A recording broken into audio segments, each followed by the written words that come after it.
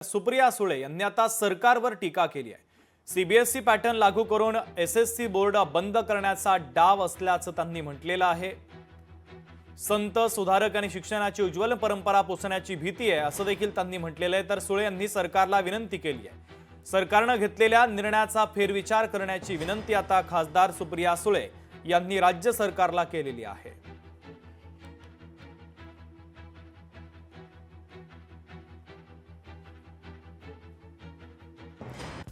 विधानसभेत शिक्षण मंत्र्यांना सीबीएसई पॅटर्न लागू करण्याची त्यांनी घोषणा केली। राज्याला अतिशय उज्ज्वल शिक्षणाची परंपरा आहे,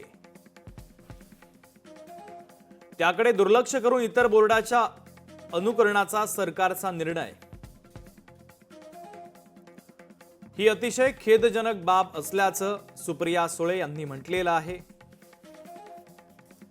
एसएससी बोर्ड बंद करण्याचा डाव सरकारनं आखल्याचं दिसतंय। संत सुधारक शिक्षणाची महाराष्ट्राची उज्ज्वल परंपरा आहे। महाराष्ट्राची ओळख या निर्णयामुळे पुसणार तर नाही ना, अशी भीती आता सुप्रिया सुळेंनी व्यक्त केली आहे। हा निर्णय अभिजात भाषा, मराठी संस्कृती आणि परंपरेला मारक असल्याचं देखील त्यांनी म्हटलेलं आहे। सरकारला विनंती, या निर्णयाचा फेरविचार करावा।